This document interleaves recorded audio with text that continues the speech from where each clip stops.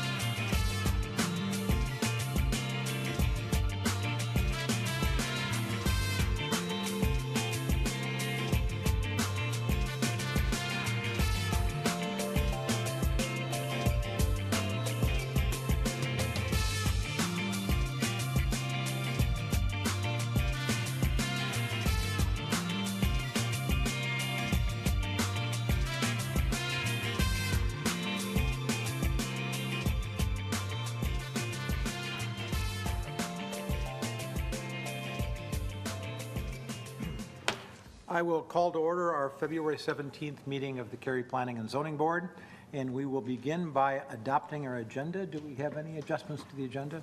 So moved. We have a motion. Do we have a second? Second. Motion second. Discussion. All those in favor say aye. Aye. Opposed? That motion carries unanimously. And next, we need to approve our January 27th regular meeting minutes. Any adjustments? Nope. Hearing none. Motion to approve. So moved. We have a motion. We have a second. We have a motion and a second. Discussion. All those in favor say aye. Aye. Opposed? That motion carries unanimously. At this point, I'm going to open our first case requiring a public hearing. And just a little bit of background here.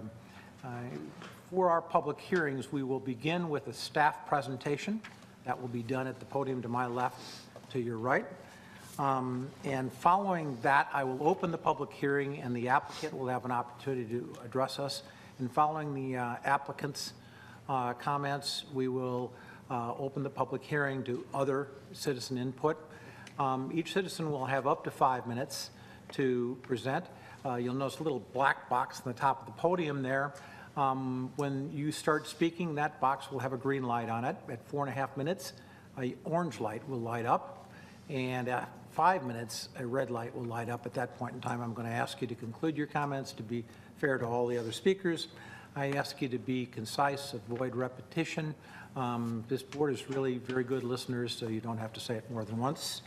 Adhere to the 5-minute limit, please. If a number of you have the same concerns, please designate a spokesperson.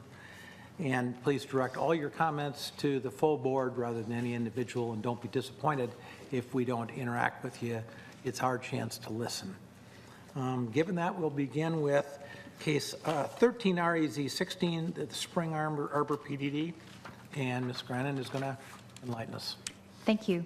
This is a request for the property that's also been referred to as the Kiesler property, located at 1695 Kildare Farm Road on 32.68 acres. Subject property is highlighted here in yellow, situated to the east of Kildare Farm Road and north of US Highway 1. An aerial view of the subject property shows that it's wooded and cleared here at the front. The property is developed with a detached residential home and accessory buildings. The land use plan designation is low-density residential to medium-density residential and/or office and institutional. The existing zoning is residential 40, and the applicant has proposed a zoning designation of PDD major. Summary of the request for the Planned Development District would be that the property be developed with a up to one-story, 90,000 square foot life care community with up to 80 beds, and also have a maximum of 35 detached residential lots with a density of 2.15 dwelling units per acre, a minimum lot size of 6,750 square feet, and then for lots that are located within 75 feet of the Wimbledon subdivision, they would have a minimum lot size of 8,000 square feet. The PDD also proposes a generous amount of open space, which exceeds LDO requirements. At Town Council, this is a map that was presented showing the institutional portion of the PDD where the life care community was proposed, and the detached residential portion, and the open space. There was also a circulation plan that was presented to Town Council. Modifications and reductions to LDO standards included a 25-foot wide buffer between the detached residential and the institutional use proposed on the PDD, and a 20-foot wide buffer between the proposed PDD lots and the Wimbledon subdivision. There was also language in the document that pertained to alternative road design. And just backing up a little bit, there were some language regarding proposed road design that did not meet LDO standards. This is the area in here where a 20-foot type B buffer was proposed when the ordinance would have called for a 40-foot buffer, and then this area in here, a 20-foot type A buffer. So since that time, the property owners within 400 feet of the subject property were notified of the request. The property was posted and advertised, both for the initial Town Council public hearing as well as for the one this evening. There were 2 protest petitions, but neither one of those constituted a valid protest, so a simple majority vote would be needed for this to be approved. Community concerns that were expressed at the public hearing. Number 1 concern was traffic impacts, site lighting and building design, connectivity requirements, lot size and density, potential impacts to the Loman Lake, and the location of the future BMP on the subject property. The applicant made some revisions to the proposal to increase the width of the buffer between the residential and the institutional uses on the subject property. They've also more clearly denoted where the open space area would be situated on the subject property, which is described in the PDD document. Some additional language was added to clarify what the minimum streetscape would be. So there's an average streetscape of 50 feet with a minimum of 30 feet adjacent to the residential portion, and an average streetscape of 40 feet with a minimum of 20 feet along Kildare Farm Road adjacent to the institutional portion of the subject property. Any language that pertained to issues that needed to be addressed at the time of site plan, such as road design, it was all removed from the document. So the applicant and staff spent several days reviewing the document to make sure that everyone was comfortable with the language. So as I just mentioned, the buffer was increased between the 2 uses. The road design is going to be determined and evaluated at the time of site plan review and subject to DOT approval. And then, as I mentioned, minimum widths were established for the streetscapes and open space areas more clearly designated. The site is impacted according to Cary's GIS maps by a stream buffer as shown on this slide, and field determination will be required for that at the time of site plan review. There are no issues related to parks, recreation, and cultural resources. The detached residential lots would require a recreation payment in lieu of a land dedication, according to the LDO.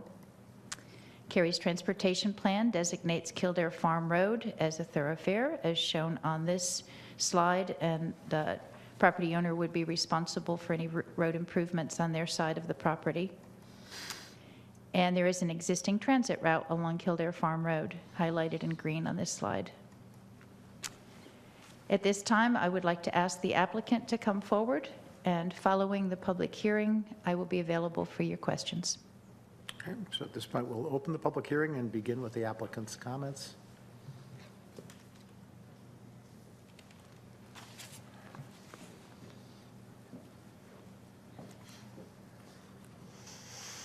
Good evening. My name is Bo Cook, and I'm here representing H.H. Hunt and Kiesler Group, LLC.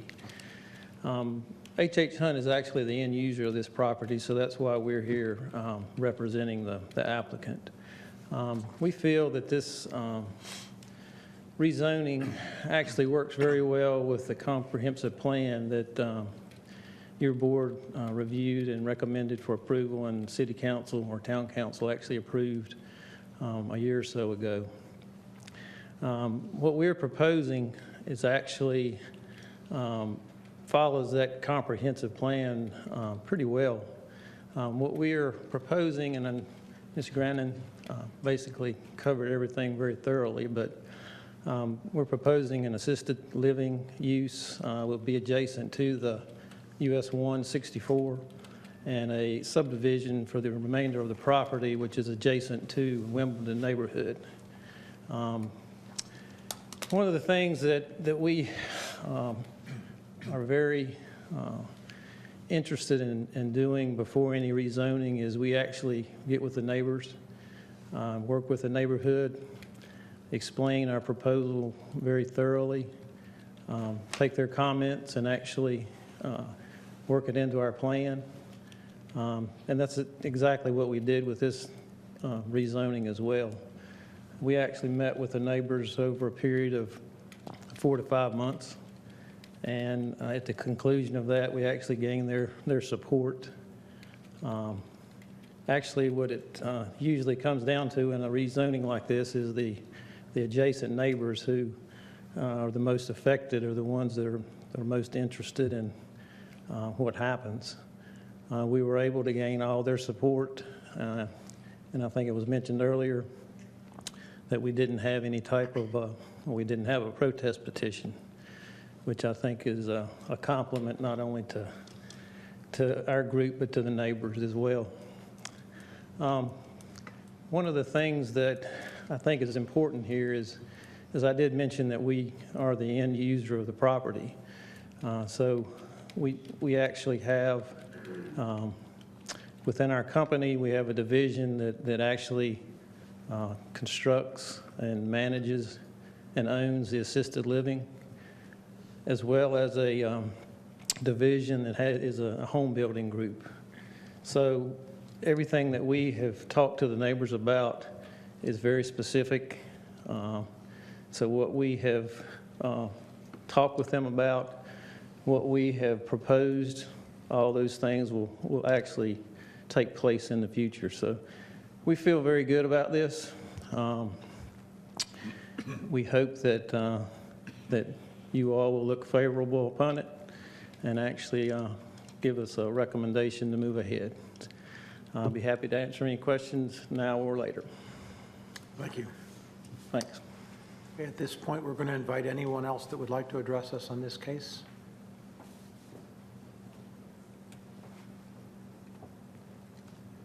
Anyone at all? Seeing no one approaching the podium, I'm going to close the public hearing and open this case up for board questions. Mr. Warner. Are the two buildings on the property, do they have any historic significance, or is there any issue there about preservation of those buildings? There's no proposal for preservation of those buildings. There's preservation of the open space area and retaining, the area for community open space, but the buildings have not been proposed.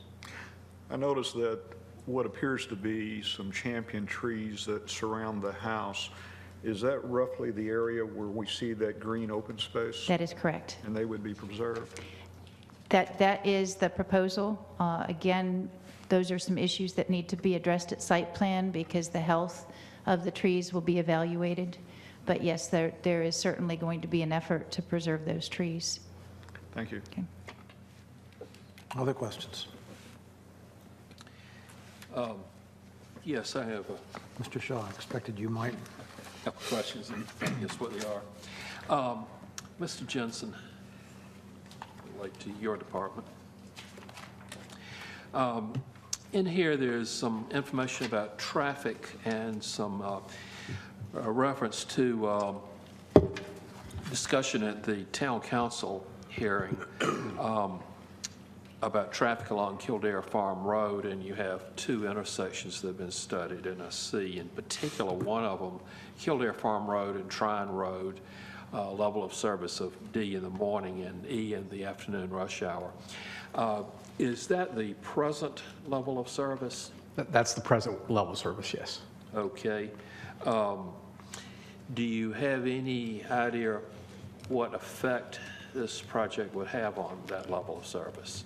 We did not evaluate that development traffic, on our existing system. So no, we haven't got any, but I would say that the effect would probably, there would be some impact, but it'd be somewhat minor. And then also not listed here, but the intersection in the other direction of Kildare Farm and Cary Parkway and then Maynard. How are those intersections? Do you expect to be affected by this? Given the proximity, I mean, it's quite a ways away. Some of those intersections you just mentioned. I mean, I'm assuming there could be some impact, but again, I think it would be minor in comparison to a more intense development. So I wouldn't expect too much degradation of those intersections as well. Okay, thank you. Other questions? I'll make a proposal if there aren't any more questions. Thank you. I move that the board forward case number 13 REZ 16 to Town Council with a recommendation for approval, as it is consistent with the comprehensive plan and all other applicable plans, and is reasonable and in the public interest for the reasons set forth in the staff report and presentation. Do we have a second? Second. I believe you won that one. Okay, we have a motion and a second. Discussion? Mr. Chairman, the reason I moved to approve the plan is the fact that it may be my impression, but I feel that the community may be underserved by assisted living beds, and I think that this is a quality development that will not only add 80 beds to our community for assisted living, but they've done it in such a way with the single-family homes to soften the transition from the adjoining subdivision, not only by adding single-family lots, but also being sensitive to the fact that they made the adjoining lots larger than the interior lots. I think this is a good fit for the community, and for those reasons, I move to approve it. Other comments? Mr. Gusson? I'd like to just comment on my second. I agree with that sentiment. I think this is a very smart use of the property. They have placed residential against residential, and then the assisted living against the new residential. So anybody come in and is going to know what they're getting. This could have gone all office or all residential, but I don't think it was going to go either. So you're about a 2-to-1 split, 10 acres, office industrial, and 20 acres, 16 or so, with residential. I think this is a very good fit, so I supported it. Other comments? Yes, I have comments, both feelings, both pro and against it. On the pro side, I think it's a very good plan. At the comprehensive plan amendment, we discussed this, and I think it was made very clear that we would not accept anything that was high density, would be significantly different from the existing development around it. In this case, they have come back with something that is, for the residential part of it, is very similar to what is nearby, and a good transition. Particularly like for the units that back up to Highway 64, 1 and 64, the fact that there will be a large buffer. When you're up against an expressway, you really need a lower density product. The 100-foot buffer does this just like if it were a larger backyard or something. It does have that effect. It puts the houses further away from the expressway traffic than if it were or higher density product. On the other side of the equation is the traffic issue, and that is a problem. We do have a problem, as Mr. Jensen pointed out. Kildare Farm and Tryon Road is at an E now. We might not be making it significantly worse, but we're certainly not improving it. And it gives me some bad feeling about putting any additional traffic on an intersection which is at a level of service of E. Also note that up the road, the intersections in the other direction are already slated for improvement due to existing traffic. And while, again, the traffic effect of this would be relatively minimal, it's not going to make anything better. It's going to make it just slightly worse. So they're the two things that have to balance. But I do like the product. I think it is a very good proposal. It does fit in with the neighborhood. It does provide an acceptable transition, and the fact that there's a large buffer between the houses and the expressway, I do appreciate it. I like that. Any other comments? Well, I'll hop in here. I do think that this is a plan that has met the expressed desire of the neighborhood, the fact that we have no protest petitions for the homes that border this property, the fact that there's no one here tonight speaking against this, it seems to be indicative of the fact that the developer has worked closely to alleviate whatever the prior concerns were of the neighbors. And I agree with both John and Bill that when you look at this property and what we were hoping would happen here, and I made this comment to the developer when I met with them earlier last week, is that this almost seems perfect. There's nothing perfect in life, but for what had transpired in terms of the public discussion about the potentialities of this property, I really thought that this came through quite well. And happy to see it, and hope that we all approve it tonight. Any other comments? I might as well pipe in here as well. I think that along with my colleagues here, the developer obviously worked well with the Wilmington Group in getting some of their changes and requirements modified. And I do like that they open spaces for the trees. I think that the property has got some gorgeous trees, and I'm hoping that that remains the same. Well, I'm going to pipe in here. I've been driving by this parcel for 20 years, almost every day. And just simply because of what I do here, I've been thinking, now what would I do if I were to develop that property? And I came up with a whole bunch of ideas, but none of them as good as this one. So I applaud the developer for showing me I have a lot to learn. If we have no other comments, I'm going to ask for a motion. Oh, we have a motion. I'm sorry. I'm going to call a vote then. Yeah, let me make one more comment about the traffic. I did look at it from the standpoint of existing zoning, which is R40, and how many housing units you could put on if you fill the entire thing, all the property that you can get to without having to cross that stream buffer. It'd be 28 dwelling units as opposed to 35, so slightly fewer. You also have the continuing care or the nursing home or how it's assisted living. We have to say this right Yes, now. We can't mess get this it up. right, all the terminology. However, most of the traffic from that will probably be in the opposite direction from commuters going to work. That is when people are in the morning leaving to work, headed away from this, going towards the intersections. These would be cars that would be going in the opposite direction. So that would probably not have as big of an effect on the intersection. So I did consider that, comparing the existing zoning to what's proposed. If there are no other comments, I'm going to call it to a vote. All those in favor of the motion as stated, say aye. Aye. Opposed? That motion carries 7-0.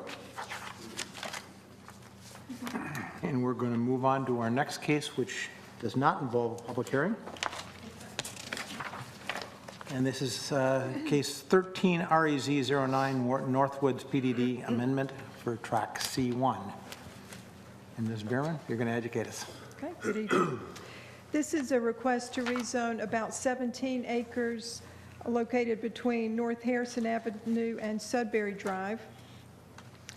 This is a vicinity map. You can see the site is about 1,000 feet north of Northwest Maynard Road, between Northwest Maynard Road and Dynasty Drive.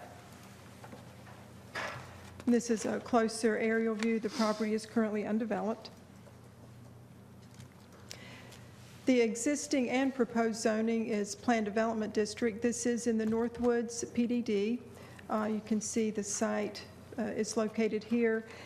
This is designated as Tract C1 in the Northwoods Planned Development District. The site is also in the Northwoods Mixed-Use Overlay District, which is shown in pink. The Northwoods West and the Reedy Creek Mixed-Use Overlay Districts are also adjacent to this site that you can see to the Mixed-Use Overlay District that you can see in the blue and the green color. And just to show the context with the general development and zoning in this area, all three of those mixed-use overlay districts overlap into the Northwoods Planned Development District. Currently, the allowable uses on Tract C1 are listed as office and commercial with a maximum of 25% commercial and with the remainder being office.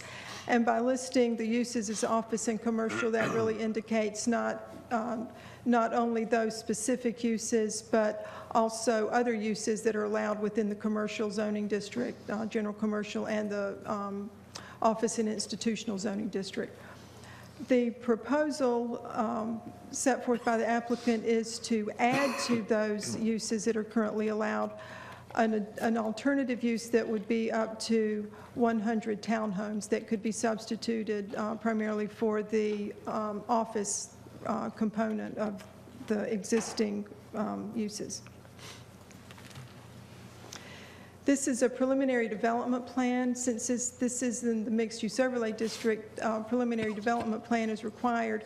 This would be the plan that would be used in the event that the property was developed under the residential option.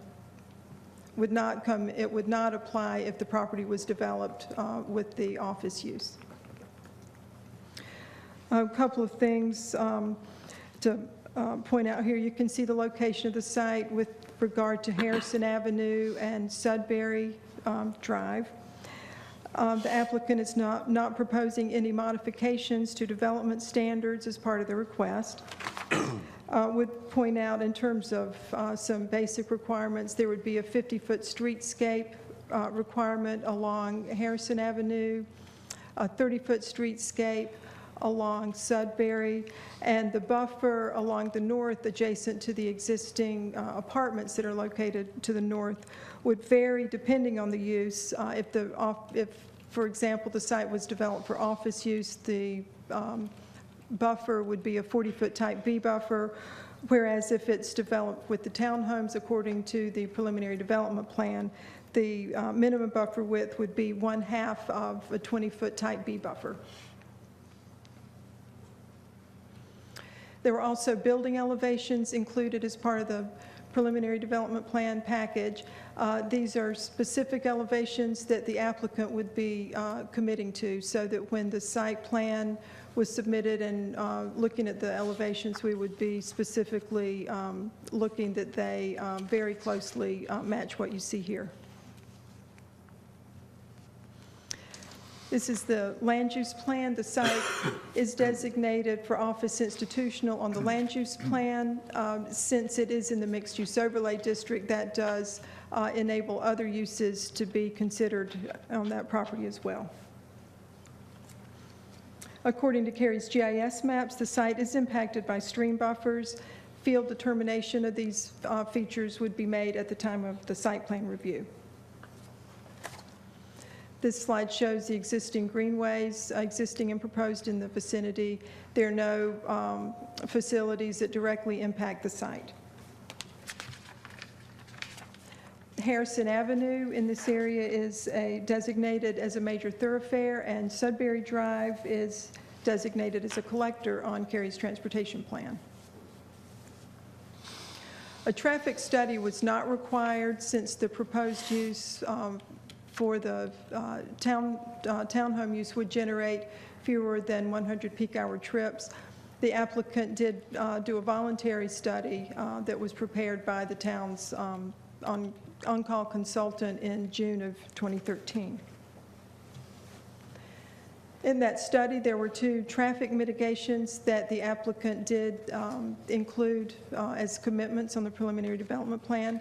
And that includes the extension of Harrison Point Drive between North Harrison Avenue and Sudbury Drive. And also there would be a signal modification to account for the 4th leg of that intersection that would be created. On Cary's transportation plan, we show a C-Tran fixed route on Harrison Avenue and also on Northeast Maynard Road and Northwest Maynard Road. This is a notification map, shows properties that were notified of the public hearing. We did receive 9 protest petitions. 7 of them were eligible parcels within the 100-foot of the perimeter. This is a valid protest. Citizens' concerns that have been expressed relate primarily to the existing concentration of high-density uses in the vicinity of the site, both within, or the cumulative impact within the various mixed-use overlays in the vicinity, and also some areas that are, some areas that fall outside of the overlay district. There's also concern with the loss of potential office use, that there would be an imbalance in the mix of uses in the mixed-use overlay district. And then there was some concern expressed with traffic and other impacts related to townhome use or and residential use in general. This concludes staff's comments. I'd now like to call on the applicant, and I would point out that in the event that the applicant were to offer any additional zoning conditions, that you would have 2 options. Basically, you could refer, you could basically refer that back so that you would to a public hearing before the Planning and Zoning Board, so that you could have those zoning conditions vetted after advertisement with the public. The other option that you would have would be to make a recommendation to the Planning and Zoning Board, where you could take any conditions that were offered into account in the comments that you may make in your recommendation. So I just wanted to point out that if conditions are offered, you would have either of those 2 options. Just a clarification, if we simply accepted them, aren't we missing one of the public hearings that's required? Don't those modifications automatically trigger a second public hearing? If modifications, if we receive changes prior to or during the review process in between the public hearing and when we bring this forward to you, if we receive those changes, then yes, that is set up as a public hearing. In the event that the applicant offers conditions, and the applicant has not specifically offered any conditions at this point, I'm just pointing out if that occurs, then based on the nature of the condition, if you feel like it warrants further vetting, depending on the nature of the condition, if you feel that that warrants an additional public hearing to come back and discuss that, you certainly have that option. If you feel like it's a simple enough condition that you've, you know, based on other input that you received, that you feel comfortable moving forward, just making a statement regarding your views on that condition, so that when council receives your recommendation, they know that you've taken that into account, then that is your option as well. So, Thank you. and that, again, that concludes my comments, and I would call on the applicant to to come forward at this time.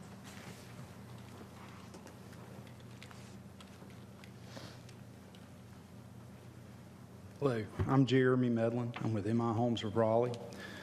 We've been in the Raleigh area since 1985, and we've built many homes and many developments here in Cary over the years. There's several reasons why we really like and appreciate this site. One is the buffers along Harrison, where some commercial or office entities might find that problematic. It's an asset to us when building townhomes. There's quite a bit of topography on the site. Again, with the townhomes that we're proposing to do, we could work with the grade, and it would be a benefit to us. Might not be a benefit to an office or commercial user. The site is surrounded by commercial, retail, and apartments, and a small section of single-family homes. The site, as you know it, is very walkable to downtown. It's about 1 mile from here. It's an easy walk, sidewalks there. Greenway trails are conveniently close to the neighborhood. It's half a mile from Godbold Park. And again, it's only several miles from Umstead. So again, all these reasons are why the site is extremely attractive to my company and for our ability to try to build some townhomes here in lieu of doing some office or commercial space. As Mary pointed out, the site would be capped at 100 units. That would give us a maximum density of about 5.7 units per acre. So we'd be mid-density. We would not be high density on this site. And by doing the townhomes here, that will also minimize potential traffic impacts in the future versus a commercial or retail user. So there would be less traffic. Probably one of the most important reasons why we want to be here on this piece of property is the amenities. And the amenities that have already been created here in downtown Cary. I mean, you've made a significant investment, and that's why we want to make a significant investment here, again, in your town on this tract of land.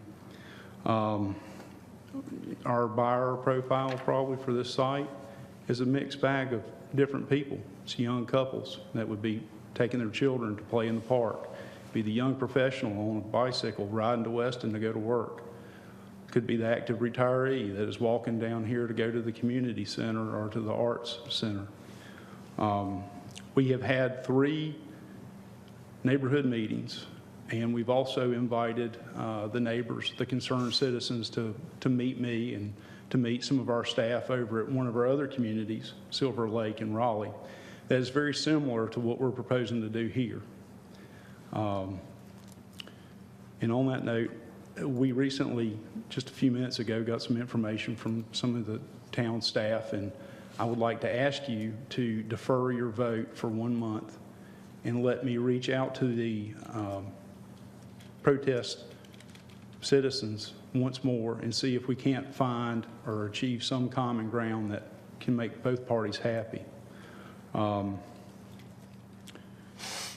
With that, I would like to ask you to table the vote, but we would be more than glad to answer any questions or receive any feedback that you may have. Thank you. Thank you. Lisa, just administratively, can we vote to table this for a month? You could. Just for clarification, if the applicant were to come back with revised conditions, then that would require that your next meeting be a public hearing, or when it comes forward to you, it would be at a public hearing. Just for the applicant's benefit with this, he did indicate, coming back in 1 month. Given the time parameters that we have for advertising and public hearings, there would have to be a very quick turnaround, just in a matter of a few days, in order to provide staff all the materials that were needed for advertising, preparing for the next meeting. So, but certainly that could be brought back at a public hearing. Yeah, Bill, I think I'm going to suggest, rather than taking this one apart tonight, Yeah, no. That Just have a maybe- question. I'm kind of confused on you had a question on if the applicant offers conditions tonight, whether we accept, but then if they come back a month from now with revised conditions, there's a public hearing. Can you explain that a little more? Okay, it sounds like all they have to do is keep it in their pocket and bring it up at a meeting and we can accept it, but if they let us know ahead of time, we have to schedule a public hearing. I mean, just talk me through that process one more time about how that works.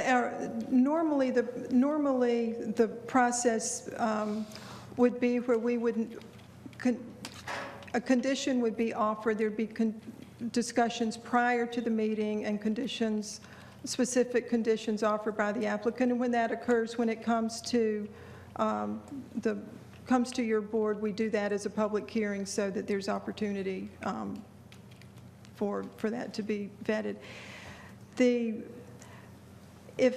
If conditions aren't formally offered to staff during that time, we would have no knowledge of a condition, and during the applicant's comments, if they wish to offer additional conditions, they can do that. The choices that you have at that point, and typically what happens is that would go to a public hearing.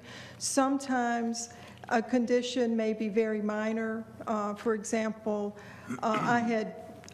if the nature of the condition, for example, was increasing a buffer width or additional plantings in a buffer or something that was very simple along those lines, then you could certainly have the option, if you felt like you had enough information, to move forward with the recommendation and discuss that comment. You may have heard comments through a public hearing that a buffer was important, and that was offered at the end. We haven't had any specific conditions offered, so I can't, give any other examples with that. But that's just to point out that depending on the nature of the conditions, there can be an option, although typically you would have another public hearing, particularly for a case where there are neighborhood concerns where that would be But so in this addressed. case, if a month from now, the applicant comes back and doesn't put any new conditions out prior to the meeting, but at the meeting, they know that they have this great condition that is a win-win for everybody, and they put it out at the meeting a month from now, we're not bound to have a public hearing at that point. We can accept No, you that would not have a condition. public hearing at that point. Your options would be to consider that and make a recommendation, or direct that a public hearing Or be direct held where it would come Okay. back to you. Okay. So, I don't see much incentive for anybody Right. ever so I putting think, that out ahead of time. Right. Why not just keep it in their pocket and present it? well, and It it's, sounds fine. It sounds a little. well, if I can just add one more Like, point to it that. seems like the system could be gamed pretty easy with that scenario. Well, in this particular case, I think there were some meetings that were held where the timing didn't allow for the advertising ahead of time. And also in terms of incentive, it does lengthen the process. Whereas if there had been conditions put forth earlier, then there may be, more of an inclination to have the public hearing and move forward. Sure. So there is some incentive. I was just confused on how that Yeah. worked. That's all. Thank you. I have a question. Sure. Ms. Bierman, if my hearing is correct, I thought I heard the applicant say that staff suggested some delay in this thing? What is that in reference to? What is? That was providing options for that. It came to my attention that the applicant may be offering some changes to conditions, some additional conditions that were of possibly a more substantial nature than simply an extended buffer width. So I was merely providing the applicant with options for how that could be addressed. So I just wanted to make sure my understanding was that it was something that was generated by the town of Cary, or it was something generated by the applicant themselves. And it sounds as if from your answer, in essence, this is the applicant's Absolutely. preliminary conversation with you all prior to tonight's hearing. Just discussions with the applicant based based on changes that there were recent discussions with the neighborhood. My understanding is that there are additional changes, additional conditions that the applicant may be offering that they need to have more time to think about, so they're not prepared to offer those specific conditions tonight. Okay. So what I was pointing out is the option is if they offered those conditions, if they move forward with the recommendation from you now and then offer those conditions at the town council, then because those would be conditions that the council hadn't seen, the council would likely refer that back to you. So my comment to them was, if you know you're going to have conditions, that if you know that you're working through some issues and have some conditions that you may want to add, you also would have the option to request to come back to a public hearing before this board rather than spend another month to go to town council, knowing that you would ultimately be coming back to the Planning and Zoning Board for a public hearing anyway. So just based on those procedural options, the applicant made their decision for how they would like to proceed. Thank you. One question. I'm mindful of not taking this apart today, but this speaks to the reason, I guess, for the tabling. The applicant had mentioned 3 meetings with the neighborhood, and it sounded like a more formal type meeting, yet the meeting on February 20th, contains a very brief set of minutes for that meeting alone. And I'm just trying to get a handle on some of these other meetings that may have occurred and the interaction that has gone back and forth. I would have to defer to the applicant. For that, staff was not involved in any of the meetings between the neighbors and the applicant. At this point, I'd entertain a motion to table, I think. So moved. We have a motion to table. I'll second. We have a motion and a second. Discussion. All those in favor of the motion as stated, say aye. Aye. Motion opposed. That motion carries unanimously. And we will move on to our next case. And thank you for the process education.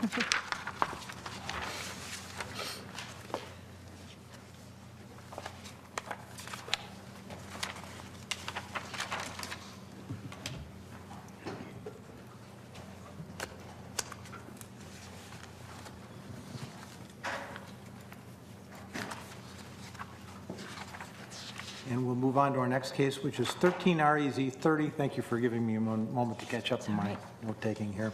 It's the Harvey property at Yates Store Road.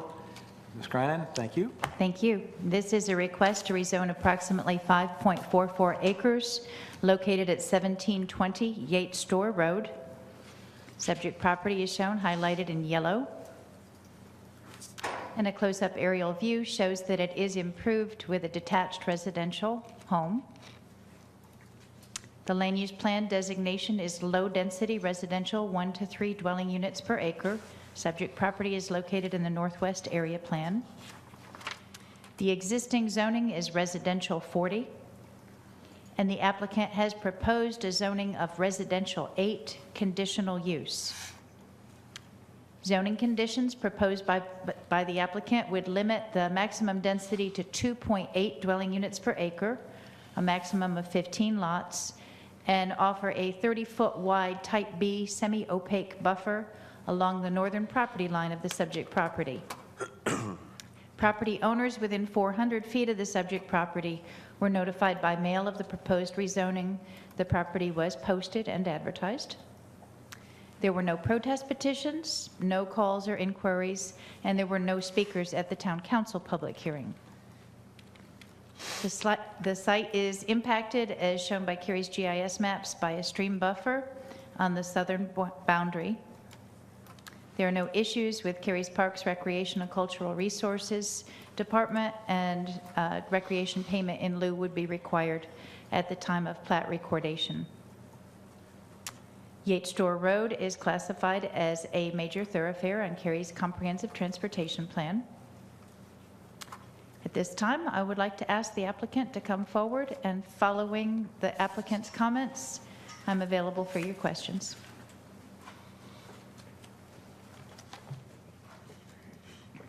Good evening, Planning Board members. My name is Glenda Top, and I'm here representing the property owner.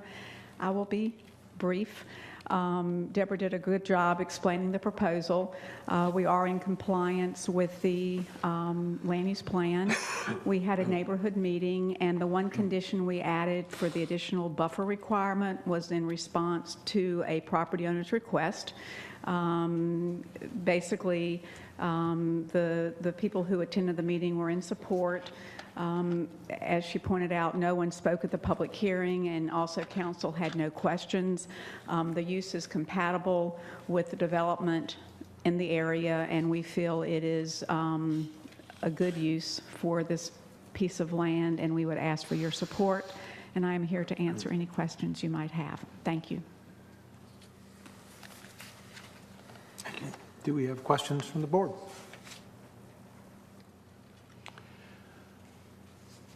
Yes, I just have one. What is on the other side of that 40-foot type B buffer that's on the north? To the north, that is also a detached residential home. There are 2 lots to the north of the subject property.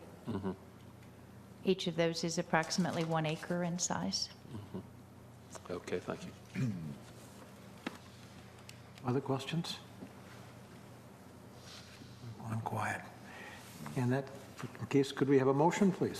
I'll make a motion, Mr. Chairman. I move that the board forward case number 13 REZ 30 to Town Council with a recommendation for approval, as it is consistent with the comprehensive plan and all other applicable plans, and is reasonable and in the public interest for the reasons set forth in the staff report and presentation. We have a motion. Do we have a second? Second. We have a motion and a second. Discussion? Mr. Chairman, it seems like a good use of the property. No transition issues that I can see, and a smart use for the property. And for that reason, I made the motion for approval. Any other comments?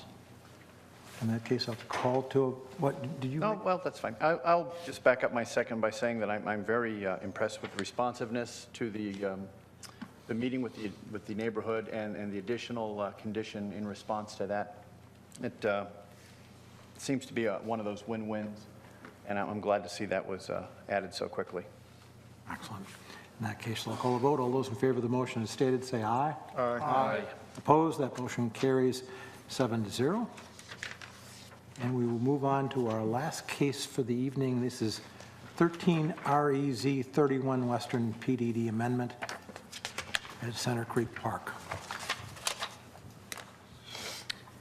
Thank you. This is a request to amend a portion of the Weston PDD, tracks office and institutional 6 and 6A. Subject property is highlighted here in yellow. It's also referred to as the Center Green Office Park. Center Green Way is a private road that runs into the center of the subject property. And this red arrow shows you how tracks 6 and 6A are situated in relation to the overall Weston PDD. So this is 6 and 6A. And a zoomed-in view shows you that ONI 6A currently has a hatched area on top of it, which designates this with a commercial overlay, which allows some commercial opportunities that did not apply to the overall tract. Here is an aerial view showing how the office buildings are currently situated on the subject property. There's a future building proposed here. And then there's this center green area located in the middle. The applicant's proposing to build a freestanding restaurant up to 5,000 square feet here. And this is just outside that commercial overlay district. So what they have proposed to do is extend the commercial overlay district, swap out a little bit of the land so that it's the exact same amount of square footage and acreage in both the tracts, but it enables them to be able to have this commercial designation where they're proposing to put that freestanding cafe. The current zoning conditions would restrict them. They would not be able to build the cafe unless it was inside one of the buildings. If they wanted to put the cafe at the front portion of this center green area, they would be able to, but they want to situate it back here on the southern portion of the property. So that's why this is being presented to you tonight for a PDD amendment. So it would also add a zoning condition proposed by the applicant that they would have a maximum of 5,000 square feet and prohibit drive-through service for that cafe. No reductions to previously approved landscape buffers with the Weston PDD were proposed.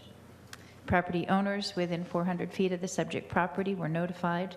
Property was posted and advertised. There were no protest petitions and no calls or inquiries prior to the public hearing. There was one speaker at the town council public hearing with concerns about noise coming from the existing office park, and staff was directed to contact that individual and stay in communication with them about their concerns. The site is not impacted, according to Cary's GIS maps, by any stream buffers or floodways. This shows proposed future greenway trail in close proximity to the subject property. Weston Parkway is designated as a thoroughfare on Cary's comprehensive transportation plan, and the road has been approved. There's no improvements required with this proposal. And there is a future C-Tran route proposed along Weston Parkway. This shows Cary's land use plan designation to show how the commercial overlay fits on top of that office and institutional tract. So that would be shifted slightly if approved. And this concludes staff's presentation.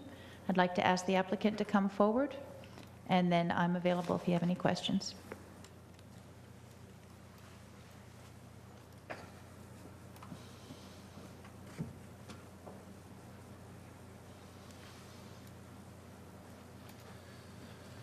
Mr. Chairman, members of the board, Jason Burton Center with Withers Ravenel, here to represent Highwood Properties as the applicant on this project. They did a fairly concise job of the application as presented. Again, it is to amend the shape of the overlay, not the nature of the overlay, so that it will fit in the specific plans of the Center Green Park. So again, this amendment doesn't propose to add any uses, simply reshape them. And in fact, with the conditions restricting the drive-through and the size, we've actually placed restrictions as a part of this rezoning. Again, this amendment will allow the amenities of the cafe, as well as potentially a fitness center, to come into the Center Green Office Park. It is the opinion of Highwoods. Center Green Office Park obviously is a very high-end office community, Class A type office space. Bringing these types of amenities to the park are critical, not only to attracting the high level of clientele that they have, but also maintaining the level of clientele they have. So we believe it is essential to that. These amenities will also bring the concept of work and play together. The amenities will add communal gathering spaces, be it lunchtime activities or fitness activities for the users of the park. Happy to answer any questions you might have. Thank you. Do we have questions? Yes, one thing I was wondering is, since you have those 4 buildings, and I believe you're going to build a 5th building around this, why you would not just be locating it inside one of those buildings, on the ground floor of one of the existing buildings? Certainly. Mr. Randy Robertson with Highwoods Properties here. He may be able to answer it a little more specifically. I would say that if you go inside of a building, you obviously restrict access. Something may not be direct access, but you restrict access to the users of the other 4 buildings at a time. So you create a more central space. You have folks that come together from a planning perspective. You have folks' ability to come together in a more sort of cohesive fashion than if you just stuck it in one building. It tends to be used by only the members of that building. But Randy? I think that's good enough answer. Okay. And as far as parking, I know you discussed this some within the council public hearing. There would be no parking for this restaurant. That is, the only parking would be the parking that's already there, which is for either people working in those buildings or visiting those buildings. Correct. I mean, other than the hundreds of parking spaces that exist currently on site, that's correct. There's no additional parking proposed. Again, these amenities are intended to be for the users of the park. There may be the odd person joining them here and there. So one of the reasons why there's no there is a drive-through restriction on it. Again, it's not intended to become a destination. It is intended to serve the users of the park. Mm-hmm. And you decided you wanted to put it at one end, even though that moves it away from two of the buildings, as opposed to putting it in the middle or down at the end where you wouldn't even need any zoning change. Yeah, and again, they're putting amenities at either end of the green. There is a building pad you can see on the slide there for a fifth building on the site. So again, short of putting it right in the middle of the green, which is obviously not intended, there's an existing pavilion, again, as you can see from the aerial slide, that it would replace. It does bring it more internal to the park. Again, that specific use is intended to be for folks internal to the park. Felt, again, Randy maybe will expand on it, but moving it closer to the road might attract some other users. Again, the intent, bring it in closer to those existing users. Mm-hmm. Other questions? Mr. Shifting the use down that corridor to accommodate this building at the very end, and I understand that this would limit it to a 5,000 square foot building. Mm-hmm. I'm pretty sure I know the answer to this, I just have to ask it. So once that building's built and that corridor of that zoning, can anything else be put in that corridor going back the other way? I mean, this building is limited to 5,000 square feet. So if you go Correct. back, So this is the center green area. This is where the Exactly. building's proposed, the and then there's building's proposed here, exactly. So in between there, can anybody come back a year from now and go, hey, we want to put another building in between there and then another building in between there? Because the zoning's already there at that point, right? That's correct. So the infill could happen. You ask, why did they push it all the way down to the end? Well, why not push it all the way down to the end? If they have the There's- ability to go back and infill years later. So I say they think- get a Starbucks on one end, and then all of a sudden they want a Dunkin' Donuts, and then they want a gym, and that center green could theoretically be filled up, right? Theoretically, but Well, theoretically is actuality. If it theoretically can be done, it can be done. Okay. No, thanks. but theoretically, it could have been, this area could have been filled in today as well, without the adjustment, because the cap had gone up to approximately this area. Okay, so pretty So- much the center, right? Okay, so Yeah, you're not so it getting- could have you're not- happened today without the okay, so you're not rezoning. getting much, okay. Right. Okay. Okay. So, can I ask Do we have anybody else down here? Mark, did you have something? Yes, but Well, all right, well, let's go ahead. give you a fair turn here. thank you. My question involves the cafe restaurant itself. We're talking about the square footage, 5,000, but nothing about, even though we suggested that it's for the office workers, nothing about hours. This thing can stay open until 9 o'clock at night if it wants to. There's nothing in here that places a condition on that. It will be a restaurant like any other restaurant, free to do whatever it wants, correct? Correct. Mr. Shaw. Okay. On page 3 of the staff report, there's a list of under existing commercial overlay of a number of different uses. Could they decide that either in addition to the restaurant or in place of the restaurant, they would put vehicle sales or funeral home or whatever else is listed here? I'm not suggesting that they would do that, but legally, could they under the zoning? They could have that potential. That would be something you might want to ask the applicant if they would consider limiting the use for that building. I don't think that would be anything that would cause the town council any heartburn if the applicant wanted to specify, that the use for the future building at that location be limited to office or a 5,000 square foot restaurant. That's something the applicant would have to respond to. Yeah, while I don't think there's much chance that they would put many of the other things there, I would feel more comfortable if it was limited to a restaurant. I certainly don't have a problem asking the applicant more directly. Again, I think it should be noted that we're not changing the overall area, and all of these uses that are listed exist as uses now and can be built along the front of Western Parkway today, and along the front of the office park today. All those uses are allowed.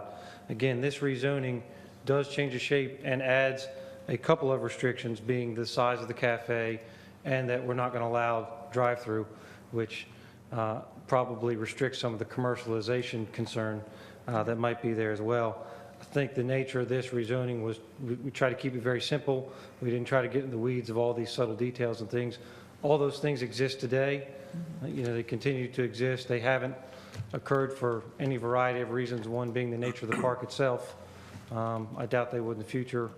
Again, if we want to get in the weeds on restricting further concerns beyond just changing the shape and limiting the size of the cafe and the nature of the cafe, I can certainly ask, but I don't really see that, you know, again, really changes where we are. We're placing restrictions on ourselves already with this rezoning. Okay. I just find this to be much ado about nothing. Thank you. In that case, can we get a motion, please? Yes. If I can make the motion, I move that the board forward case number 13 REZ 31 to Town Council with a recommendation for approval, as it is consistent with the comprehensive plan and all other applicable plans, and is reasonable and in the public interest for the reasons set forth in the staff report and presentation. We have a motion. Do we have a second? Mr. Warner, I think your thumb was up first. Discussion. Since I made the motion, I'll comment on it. I think this is, for one thing, I always point out things about traffic, and I will in this case. This is one situation where it might actually reduce the traffic, because people would be going here, walking over, rather than getting in the cars and driving down Western to the nearest restaurant, which is some distance away. I've spent a good part of my life visiting clients and customers I've come to work for in office parks very similar to this, and there was generally a feeling that regardless of what was some distance away that you could drive to, it was a lot more convenient to run over across the street or down the hall or whatever to pick up something to eat, and continue that way and save the time. So I think that this would be an improvement in that respect of the traffic. I certainly like the idea that people would be able to to walk over to a restaurant rather than drive to one. My question about all of the other uses, I do think that we need to consider the worst case, and the worst case would be one of the other uses. But given the fact that it hasn't happened before and could happen under the existing zoning in the front of the property, and it's probably unlikely that it would happen, that it would be commercially successful, I don't think that even the worst case would be that much worse. So for that reason, I support this. I'd like to make one small comment. Ms. Grannon, you mentioned the public hearing before Town Council and the person who addressed Town Council at that time. I just want to echo what they said. They had concerns about the impact on their residents from the current office park as is, and some serious concerns that a restaurant would just add to that. And as we talk about these worst case scenario, putting other buildings in, I know you were tasked, and staff was tasked by the council to really take a long, hard look at that person's comments. And I just wanted to echo them here that sort of we're forewarned that that there are already impacts, at least alleged impacts on some of these folks, and I sincerely hope they don't exacerbate anymore and they can be mitigated. Seeing no more comments, I'm going to call this for a vote. All those in favor of the motion as stated, say aye. Aye. Opposed? That motion carries 7-0. And we're going to move to the last item on our agenda, under new and old business. And this is just a discussion because I don't want to take action on it tonight. We have lost our vice chair. And I think you all appreciate that I need a vice chair. And so I had hoped that perhaps we would have our new board member with us tonight, but unfortunately snow on Thursday night prevented a town council vote. So I'm not looking to get nominations tonight, but I sure would like you all thinking about it. And I'm hoping we get a volunteer. And with that said, I'd accept a motion to adjourn. So moved. I will second. We have a motion and a second. All those in favor say aye. Aye. Aye. That motion carries unanimously. Let's hope we don't have any snow impacting us next time.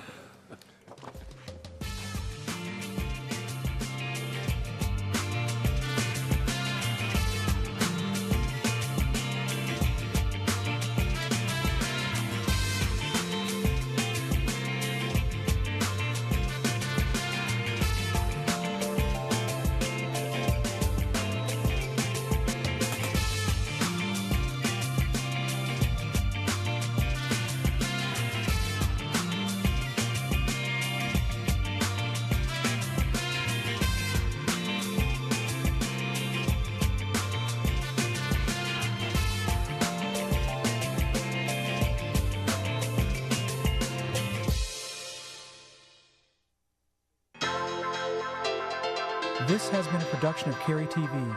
Visit the Town of Cary's website at townofcary.org.